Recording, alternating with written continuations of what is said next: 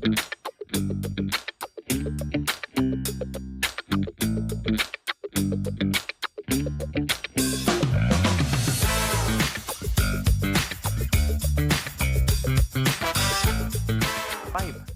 Okay, so our topic for today is in Matthew chapter 8, verse 21 to 22. So, if we remember the message last Sunday, the one thing that we can learn is we can see that there's two kind of invitation that God given to us. Okay? Of course, kung mababasa natin on the last time, the first invitation is to have relationship with God. Okay? So, after the relationship, if you have relationship with God, now it's time for you to be called in ministry. Right? When we say it's ministry, there is a lot of ministry na sinasabi natin. It could be preaching, it could be, we call that teaching, Sunday school, right? Makikita natin dito in this church, we have a lot of ministry to be participate, right? There's a major part of ministry that God called us. Yung makikita nyo dito, yung sa harap, right? Evangelism, right? Kung makikita nyo na parang, grabe no, yun pala yung ministry. But meron tayong tinatawag na ministry na hindi nakikita. Right? For example, the service, yung mga nagwawalis sa baba, yung mga naguhugas ng pinggan, nagpapakain, that's ministry too. Everything that you can be used to the furtherance of His kingdom, of course, to build up one another, that's what we call ministry. Amen? Building up one another. Napakaganda ng house church namin yesterday. I'm blessed sa house church, combined house church actually ng 42nd Street and Riverside House Church. And parang 58 na rin kasi halos lahat din ng 58 nandun eh. Right? That's why we're inviting you to attend house church. Right? Ako na nagsasabi, you missing out something kung hindi kayo uma-attend. At malalaman natin yan, mapapag-aralan natin ngayon. Amen? So, nagkaroon na ba kayo ng pagkakataon? Have you ever been happened to you that you are ready to go for a long trip and then something you are unexpected happen, you stop before you leaving? Right away. Right, naalala ko, I remember when back when we were in camping, kasama pa mga ama, at that time, ang ina ang ama, and we are ready. Everything was packed. We're going home. We're so ready. And then we're going for a convoy at that time, and then they are waiting. They're waiting for us. All of a sudden, when I'm trying to start the van, the key wasn't there. I said, where is the key? And then all of a sudden, I remember the key is on the pocket nung tent. Alam niyo, di ba sa loob ng tent may pocket? And then I forgot my key. My key was there. So what we do, everything stops. Everything was delayed, waiting for me. We unload everything because yung tent kasi nandun sa loob nung topper. So nahiya ako on that time. So I realized it was embarrassing because of the delay. Our group left without us.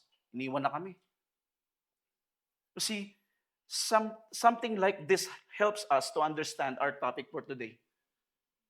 You see, as an introduction to our text in Matthew chapter 8, verse 21, Jesus traveled through Galilee, teaching and healing people.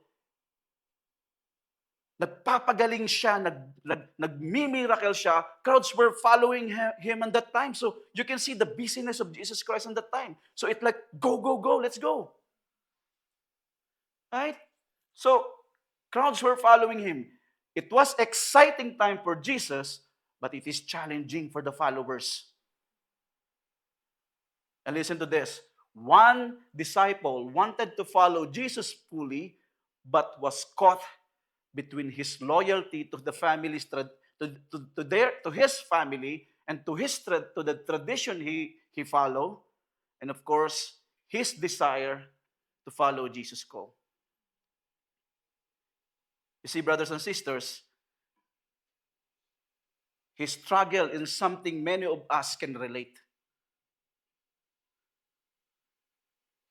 Wanting to follow God, wanting to follow Jesus, but feeling tied down by responsibilities, especially to our family, especially to our work, and especially to our job. You see, as we learn from this message, matututunan natin, think about your own life. Think about your own life when you're following Jesus. Are there things holding you back from fully following Him?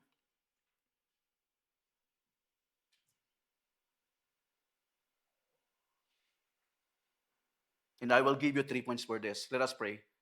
Yes, Father Almighty, as we come to you today, Abba Father, we thank you. We thank you for this fellowship that you given to us this Sunday, O Lord. Lord, as we come to you today, we thank you. We glorify your name. We believe, O Lord, that you are here in this place, O Lord. We believe that we are all here to listen to this word.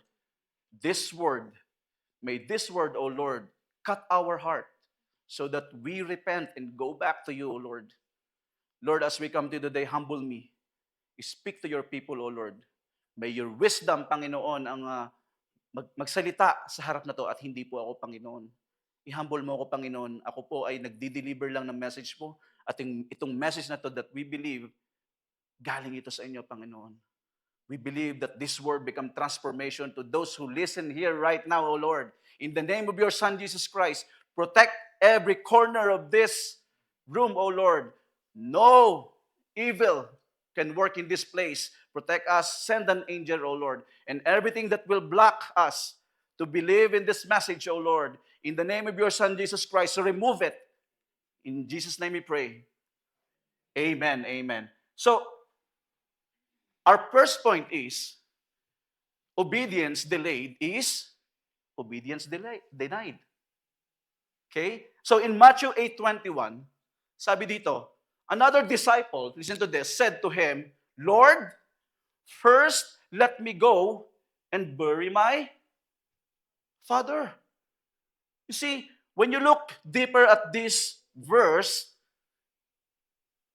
the one who was talking here is already a disciple. The one who was talking here is already a follower of Christ. It could be he walks with him for a long, long time. Amen? So, he was not just a listener. He was not just a spectator. Hindi ito yung nakikinig lang. But listen to this. He is Jesus Christ's disciple. You see, in the Bible, the word disciple means learner. The one who learned. Or the one who followed. Because if we remember, Jesus Christ was a rabbi. Jesus Christ is a rabbi at that time. So, ito ay estudyante niya, ito ay follower niya, and of course, not just 12. Hindi siya kasama sa 12. The 12 disciples were closest to Jesus out of all his many followers. Isa to sa mga hindi 12. Kumbaga, maraming disciples si Jesus Christ, not just 12. Pero yung pinaka-close sa kanya, yung 12. Are we following? So, some followed him for a time, others maybe malapit talaga sa Panginoon. But listen to this. He is already a follower of Christ. Actually, the man disciple in this disciple, this man in Matthew 8:21 was part of a larger group. Sa mas malaking grupo ba? Kung sa atin, may maliit na grupo, and then may mas malaki. Grupo-grupo ba? Following po? And of course, makikita natin why? Because by calling Jesus as Lord. So Lord, it means he declared that he is the Lord and the Master. Following? So he is called disciple because he followed Jesus Christ's teaching, but not all disciples were part of the 12, like I said. So listen to this. This follower tried to delay his calling from Jesus. He was on mission with Jesus, but wanted to live and take care of his family and tradition duties first. Following? So, listen to this. There are three possibilities why he wants to delay or why he wants to separate Let me go. Sabi niya, di ba? Let me go first. Bakit kaya niya gustong humiwalay? And of course, one of this thing is a family obligation first. Right? Pamilya. In Jewish culture, brothers and sisters, burying one's father was a serious and sacred duty. Napakaseryoso ng mga ito. Why? Because that's their tradition. Seryoso sila dito. But many Bible scholars believe his father hadn't died yet. Hindi pa siya namamatay. So bury my father first likely meant, let me stay home until my father dies. Following? So, ibig sabihin, Lord, let me go first. Mag-i-stay muna ako sa bahay hanggang mailibing ko or hanggang mamatay ang tatay ko at mailibing ko, tsaka ako sasama sa'yo. Can you imagine that delay? What if the father is already 60 years old? So listen to this. Excuse disguised as a duty. He was putting family or tradition before obedience.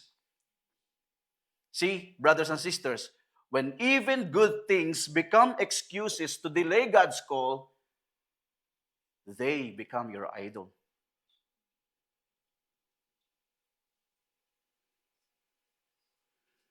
They become your idols. See, in Matthew chapter 10, verse 37, anyone who loves their father or mother more than me is not worthy of me.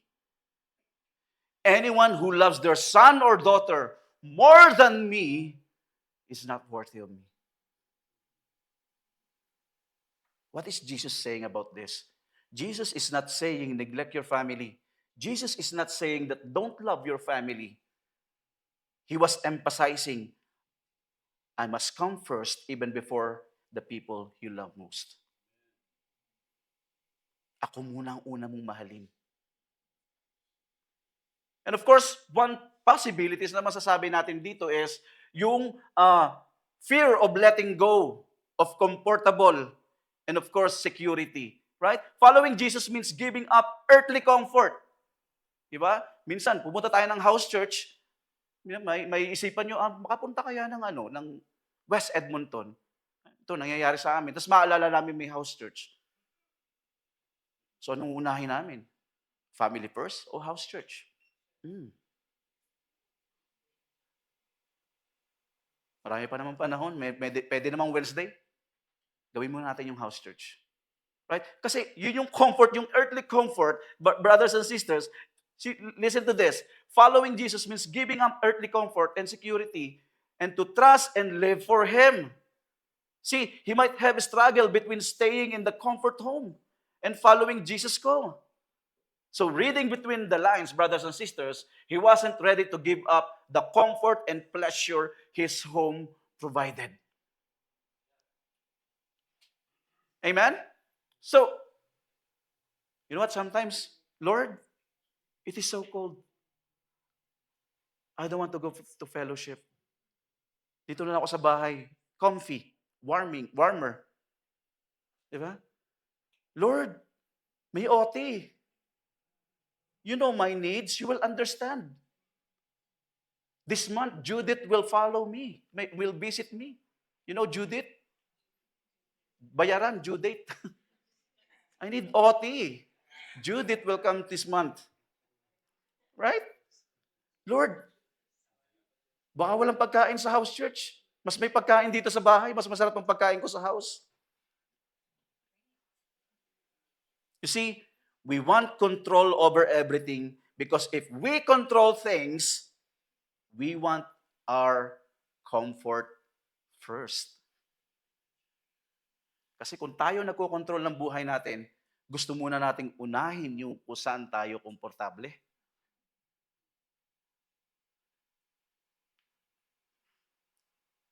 And of course, wrong priorities. Ito yung mga posibilidad ba na gusto niyang humiwalay. wrong priorities. See, he said, first, let me.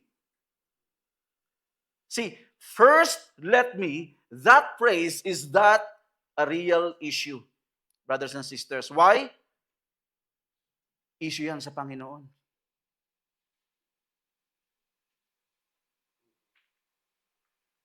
You see, many of us respond to Jesus' call like this: Lord, I will follow you first. Let me check my time if I'm available.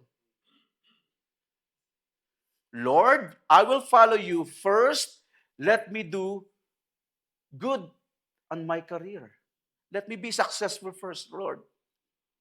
Lord, I will follow you first. Let me focus on my kids' college funding until they finish. Lord, I will follow you first. Let me finish my project and my assignments sa mga kabataan. Lord, I will follow you first. Let me do some OTs to pick up. Lord, I will follow you if mabait na ako. If I am worthy.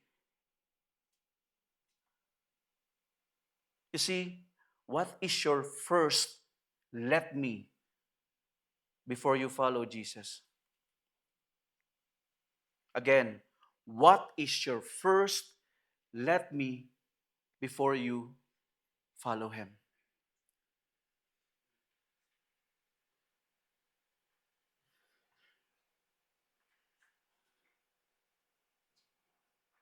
You see, brothers and sisters, this is the truth. Anytime we say, first, let me, to Jesus, in His eyes, we put Him second. It means He is not your first.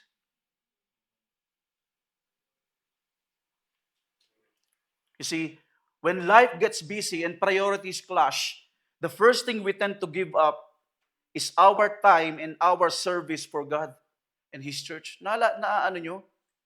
Pag wala tayong pera, ay galawin natin yung tithe and offering. Pag wala tayong time, huwag na tayong matindang house church. It's easy to give up Jesus. It's easy to give up fellowship and house church rather than our personal things. Why? Because Jesus has become your second, our second. Not even second, even our last priority.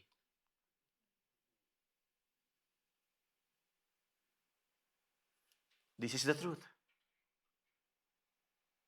That Jesus and His church are our last priority. Let me ask you this, brothers and sisters. If you were married, right, would you be okay being someone's second choice? For example, imagine me saying to my wife, Jubel, wait in line. I have another wife to prioritize. I'm gonna date you tomorrow because I don't have time for you tomorrow. Oh, I don't have time today because I'm gonna date my other wife. What would you feel?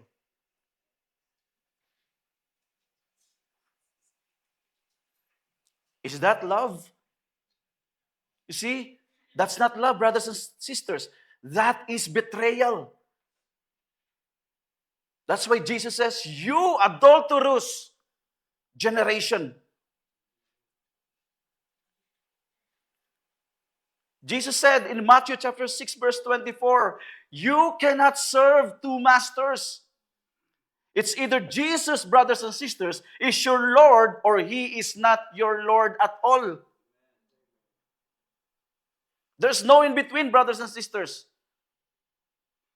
Jesus wants us to serve Him first, brothers and sisters, because He is Lord of all and deserves first place in our lives, in your lives. Following? Serving Him first shows our love, shows our trust, and show our obedience to Him. See, Jesus wants you to obey and follow Him, not to control you, but to bless you. Amen? That's why gusto ka na nagmamadaling, tanggapin mo na ako. Gusto na kitang i-bless. Following? You see, your obedience, brothers and sisters, is not just a duty. It is the seed that grows into blessing in your life. Why? Because in point number 2, brothers and sisters, obeying right away opens God's bigger plan. Following? So listen to this. In verse 22, but Jesus told him, follow me. I want you to highlight this. Follow me. The call to the disciple is immediate and total surrender to Him. Jesus wants us to follow Him for a discipleship, meaning in the sanctification process and repentance. It means change of perspective. Actually, repentance is not just one-time event. Repentance is our everyday life while we walk with Him. Following? Jesus wants you to commit fully to Him by emptying yourself. Yung mga pinaniniwalaan mo, yung mga ginagawa mo, i-empty mo yan and filling your life with His truth and way of living. That is repentance. That's why Jesus Christ, come on, let's do this. Kaya kanya minabadali. He wants to bless you right away. See, your decisions, your priorities, your daily action, Jesus wants Him to shape you into His own image. He wants to bless you, brothers and sisters. When Paul says to Timothy, imitate me as I imitate Christ. Because Jesus wants us to imitate Him like a good father. Right? Sino ba dito yung mga magulang na ayaw nyo mas magaling ang anak nyo sa'yo? Because gusto mong mapabuti ang anak mo. Lord, pag-pray natin, Lord, sana po mas magaling yung anak ko sa akin. Right? I know I am good looking than him, but I want you to be better than me. Joke lang po. Pogi yung anak ko. I mean, gusto mo mas mapaganda ang katayuan ng anak mo. Right? Bakit kailangan nating i-imitate si Christ, brothers and sisters? Because words mean little if our actions don't match. See, imitating Christ is what makes the message real to other people.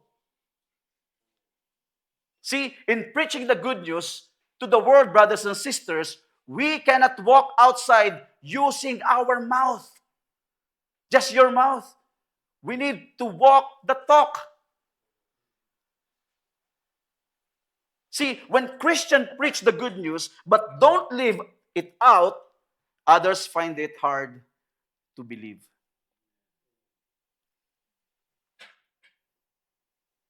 You see, God wants you to follow His way in ministry. Right? Kaya gusto kanyang mag-follow sa Kanya. Gusto ko gawin mo yung ministry the way I do the ministry. I want you to love people the way I love them. In evangelism, in worship, in leading my ministry, or even in leading the house church. And of course, the most important thing is our priorities. Right? If you follow Jesus, He will put kung ano yung priority niya sa heart mo. That's why the way you follow Jesus, the way you walk with Him, papalitan niya yung desire ng puso mo at ilalagay niya yung desire for the kingdom. Following?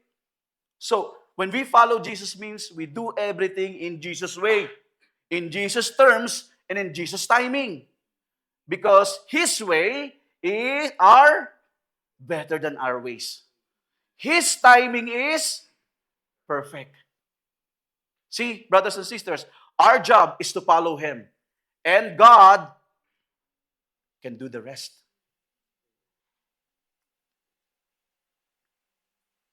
That's why Jesus says in Matthew chapter 6, verse 33, Seek first His kingdom and His righteousness. That's why we need to imitate Christ. And after we do this, what will happen? All these things will be given to you as well. Following? See, if that disciple followed Jesus Christ without making excuses, Jesus will take care of his Father. Kung ibinigay niya lang to sa Panginoon, Lord, sumusunod po ako sa inyo. Pero alam niyo po yung aking tatay, right? It's either mamamatay na po siya or kailangan ko ilibing. Ano po gagawin ko? Following?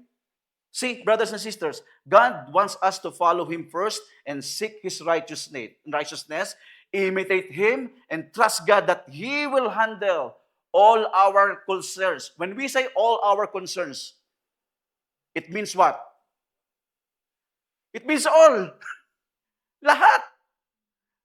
Lahat ng concern natin, our concern, even in that is in ministry. May concern tayo sa ministry natin, even your concern in material things, your food every day, here, like our church building. I know God will provide. And of course, even in our soul winning, in evangelism, that is our concern. And the promise is, follow Him, and all these things will be given to you as well. You see, when Peter and Andrew left everything behind, their nets, fishing, whatever, their business, to follow Jesus, the Bible doesn't say that Peter became poor or lacking or something. Nakita nyo ba sa Bible na si Peter ay nanlimos at nanghingi dahil siya'y hirap na hirap? Hindi, no? Kasi ang Panginoon, tapat sa kanyang promise. What Peter did, Peter just followed. And he knows everything will be provided. Following? See, when Jesus even took care of Peter's family. Right? Kung maalala natin, He healed Peter's mother-in-law. Wala pa nga siya doon nung pinagaling ni Jesus Christ. Hindi pa nga niya hiningi na, Lord, pagalingin mo nga yung aking biyanan. Hindi niya sinabi, baka gusto na rin mawala. Joke. Lord, pinagaling na ng Panginoon. Hindi pa niya hiniling. Siguro pag uwi ni Peter, wow, magaling. Nagsasabi na ngayon, uy, Peter, pinagaling ako ni Jesus Christ, lagi mong kasama. Sabi siguro ni Peter, oh, really? Peter chose to follow Jesus, and Jesus took care of everything else.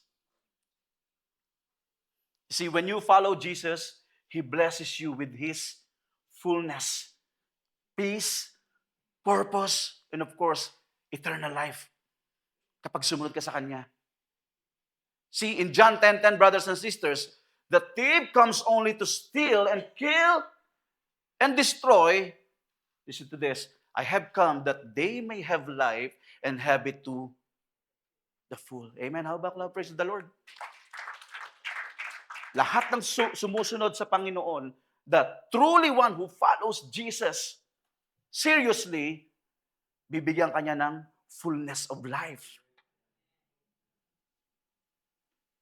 Even in your ministry, even in your finances, even your love life.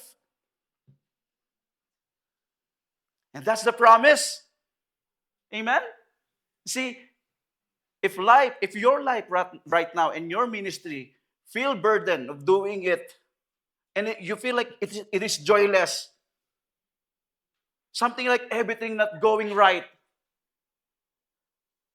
listen to this. It may be because we are leading instead of letting Jesus to lead. Baka ikaw yung nangunguna at hindi siya ang pinauuna mo. Baka hindi ikaw sumusunod sa Kanya. You are doing it your way, not His way.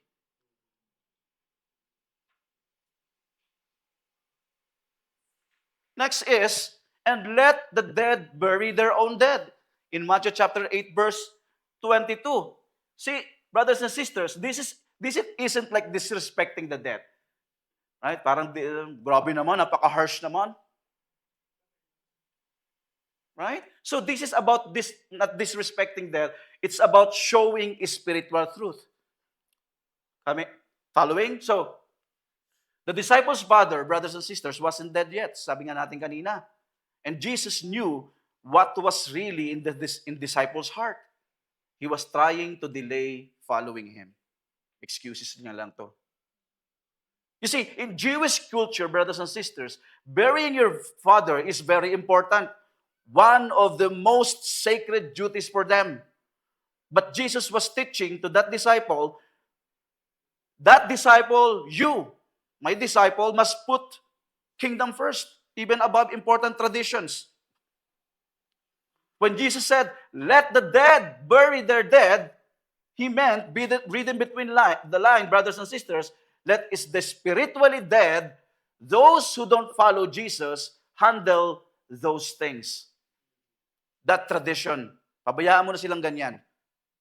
Yung mga hindi sumusunod sa akin, hayaan mo nang i-deal nila yung tradition na yan. Do not follow your tradition or belief na pinaniniwalaan mo dati. Let the non-follower or non-believer do that.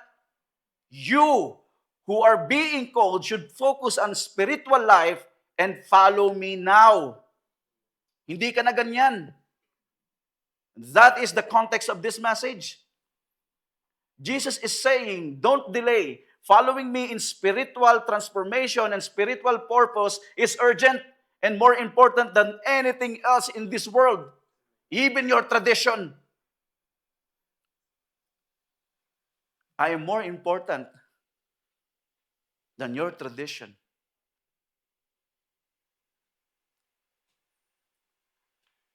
Listen to this. What are the dangers of delayed obedience according to Blackaby's book? Pag dinidelay natin yung ating obedience, we're missing God's timing. You see, God works according to His divine schedule. Like I said, God's timing is always perfect. If you delay your response, you may miss the opportunity He has for you and especially prepared for you. Namimiss mo siya. And this is the thing. Delayed obedience can become disobedience. Because God's call often comes at precise moment. And of course, sa dito, risk of hardening your heart. When God speaks and you ignore or delay your response, your heart can become less sensitive to His voice. Nalala nyo dati on fire ka sa house church. Sarap pakinggan ng Word of God, no? Tapos umabsent ka na isang araw. Tapos pagbalik mo, okay na naman. And then umabsent ka uli. Naka 4 weeks na. Parang hindi ka na excited makinig ng Word of God. Nangyari na ba sa inyo yun? Yung parang inabot na kayo na yung puso nyo tumigas na ulit. Hindi na makapag-penetrate ang Word. See, repeated delays can lead to spiritual dullness, making it harder to recognize His call later. That's why in Hebrews chapter 3, verse 7 to 8, so as the Holy Spirit says, today, if you hear His voice, do not harden your hearts. Do not delay. Do not miss. You see, you did it in rebellion during the time of testing in the wilderness. Ginawa nyo na yan dati. And of course, loss of the blessings. Right? So when you say yes to God immediately, you get to experience His power and presence right away. Do you believe in that?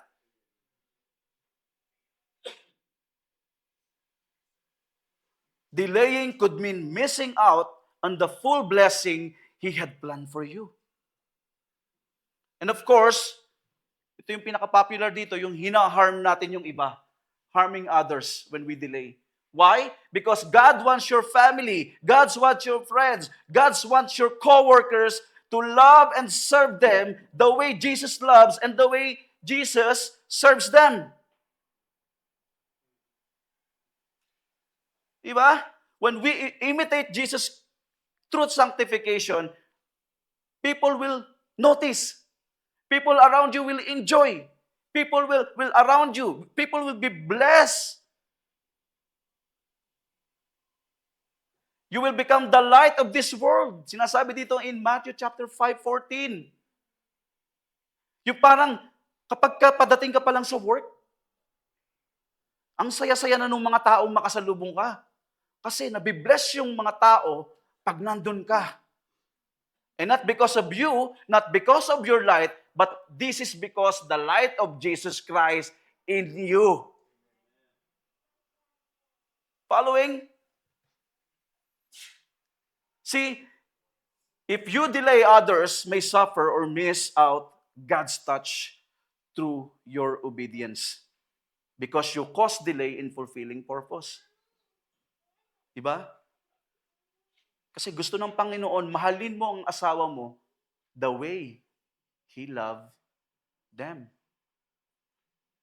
Gusto ng Panginoon, gusto niya sa loob ka ng church, you serve in the church the way He served. You see, nakaka-pressure naman. Bro JR, can I say no? Pwede bang mag-no kasi nakaka-pressure naman yan? Yes, you can say no to God's calling, brothers and sisters. But, listen to this, it's not wise answer. It's not a wise decision, brothers and sisters. But saying no means missing out on His purpose, His blessing, His impact He wants to make through you. Kasi kapag ikaw naman ay nag-no, okay lang sa Panginoon yan. Mahahanap siya ng iba.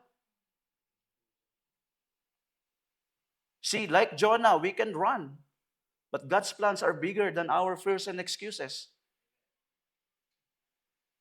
I can't imagine Jonah being run away. Grabe siguro yung kanyang tension and kanyang anxiety na lagi na lang. Following? Takot. Listen to this, brothers and sisters, because in point number 3, God calls us personal but never forced.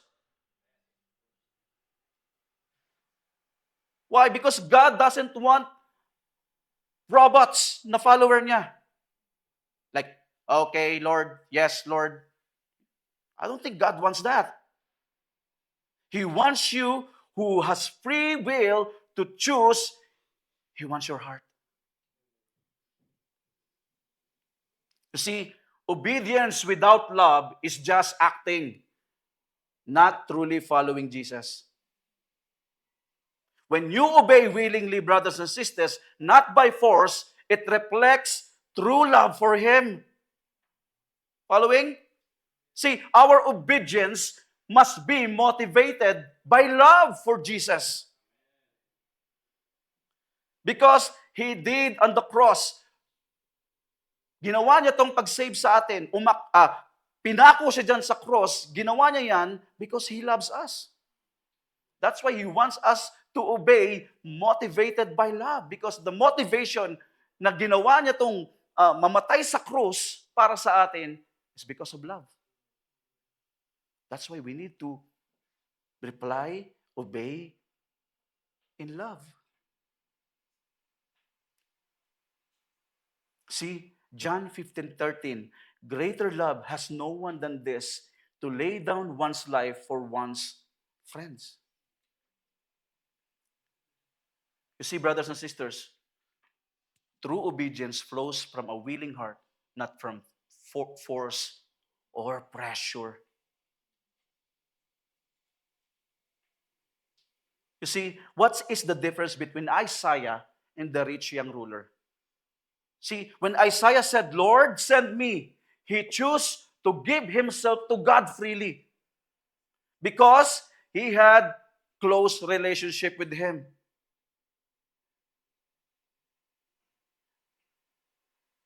Because of this, God used Isaiah for his purpose.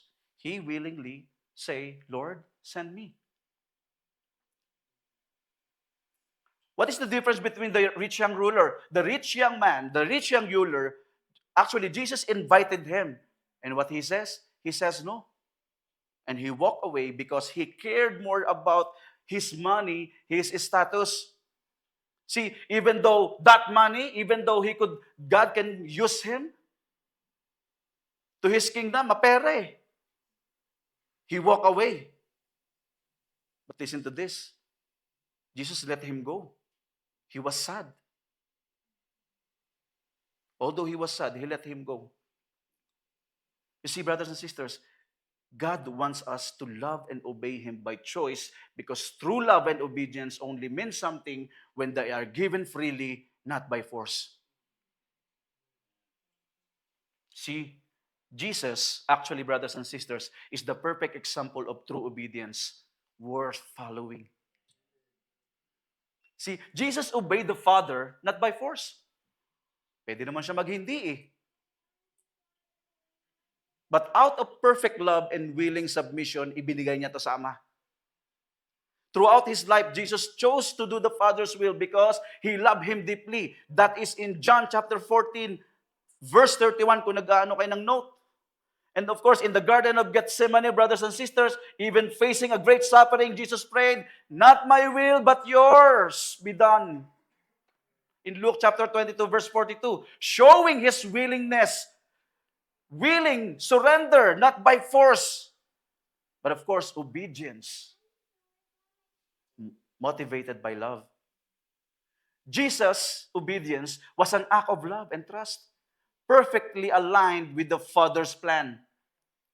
You see, brothers and sisters, Jesus obeyed his Father out of love, and he wants us to follow his leading. Because obedience brings us closer to the Father. Did you know that? In 1 John chapter 1, verse 2-6, whoever's claim to live in him must live as Jesus did.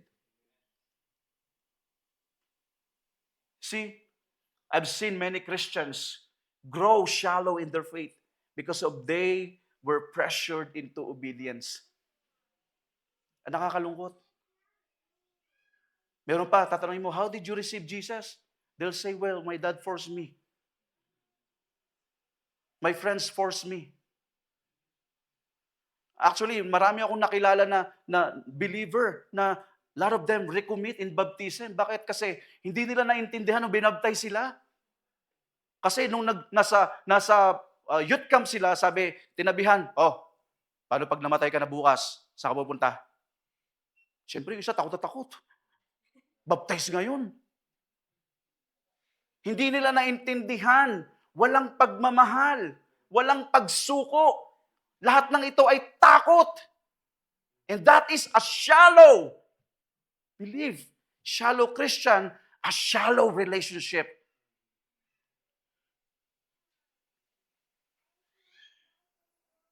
You see, I remember when Buboy walked in, responded to altar call. He got baptized in youth camp because he chose to, not because I pushed him. See, my prayer is not just for him to accept Jesus because I'm teaching here, I'm a preacher, I am a leader. Ayoko ng ganun eh. Kasi I want them to experience the same personal relationship na meron ako.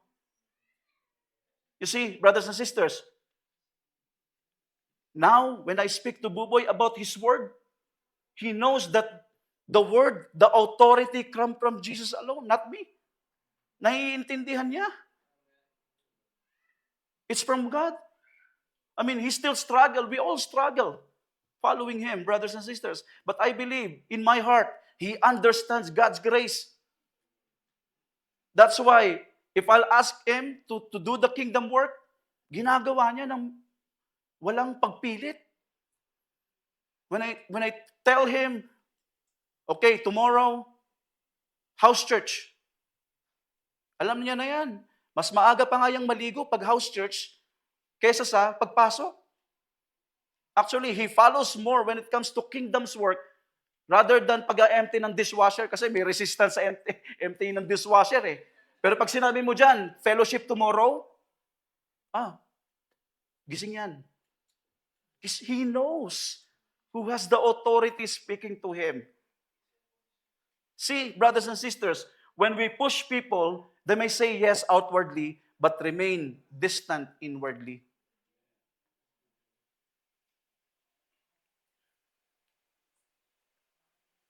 You see, you can have the right heart, but still be wrong if you ignore God's way. Because having God's heart is what truly matters. Brothers and sisters, you can see. I can see, brothers and sisters, I can share every message here urging you to obey and accept the Lord. But in the end, it's your decision. Only you can choose whether to follow Him or not. You see, I could use flowery words here. I can do the best sermon ever. I can convince you. I can yell at you using my modulated voice. But if you feel no need for God, if you believe you don't need Jesus, then there's nothing I can do to change your heart. It's either you follow or not. There is no middle for God. Brothers and sisters, it's between you and God. Listen to this. But this is the truth. When you genuinely seek Him, God promises that He will never stop pursuing you. That's the promise. See, that's what happened to everyone who truly followed Him. From Jesus' disciple, from our spiritual fathers, from mamang, from papang, sa buhay ni Pastor Jerry, sa buhay ni Pastor Ramil. Right? Yung dad nila, yung mom nila, for everyone who has experienced Him, brothers and sisters, God has always been faithful to those who choose to follow Him and obey Him. See, brothers and sisters, the same God who blessed Noah, the same God of Abraham, of Moses, of David, the 12 disciples, Paul, an early Christian, is the same God who will bless you and save you if you follow Him. Amen? See, brothers and sisters, He invites you to join here His great purpose. He invites you right now to save the lost, to be His witnesses. But it's up to you if you yes to Him. Because for our main point, brothers and sisters, your blessing fades when your obedience is delayed. Again, your blessings fade when your obedience is delayed. So, what is it to me, bro? See, imagine all of us here right now. Imagine all of us here in this sanctuary share the good news with love and patience, like Jesus did, without forcing anyone. Right? We would not give them the wrong impressions, the wrong view of God, of wrong Jesus. Kasi the more we force them, the more na naiisip ng mga ibang tao na ang Jesus, ang God na sinasamba natin ay controlling God. See, Jesus never forced, brothers and sisters. Again, Jesus never forced. He invites. Again, Jesus never forced. He invites. See, we will help grow followers who love deeply and obey fully, not as shallow followers.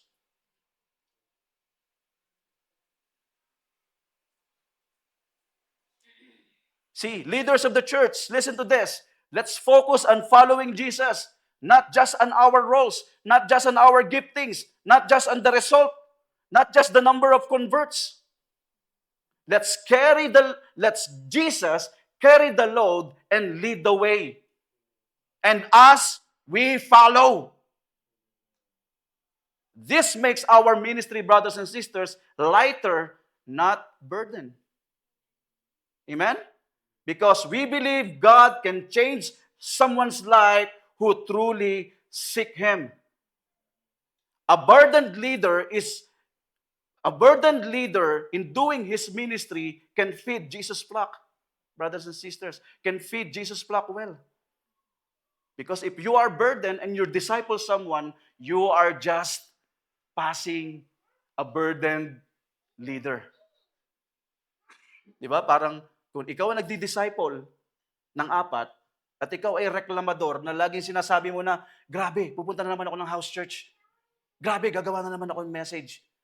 Can you imagine yung 4 na sumusunod sa'yo? Magiging 4 na reklamador?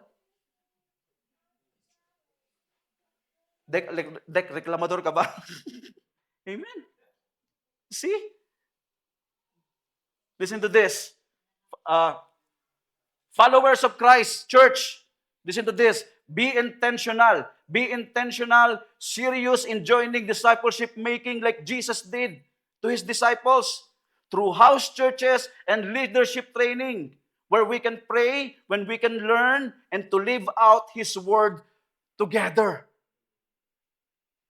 Right? This is a part of sinatawag nating discipleship making is yung house church and of course yung discipleship training. Following? And listen to this, brothers and sisters. To those who don't have relationship with Jesus Christ, not His followers yet, I'm not forcing you, but inviting you to this kind of beautiful work of God. And God wants you to work with Him together. Amen? I'm inviting you right now, brothers and sisters. And of course, He calls you right now not for a religion, but for a relationship. And listen to this. I'm just gonna give you an encouragement. Remove your let me first. Instead, let Jesus be the first. Amen? Because delayed obedience is disobedience. Amen? See, Jesus invites you to turn your mess into message, your pain into purpose, your old life into a testimony that can be used for His glory. You are invited, and everyone is welcome. Amen? Alba Club, praise the Lord. And of course, in Matthew chapter 4, verse 19 says, Jesus called out to them, come, follow me, and I will show you how to fish for people. Amen? Brothers and sisters, now is the time. Follow Jesus. Be blessed and be a blessing. Because why? Follow Jesus and make disciples. Amen and amen. God bless us all.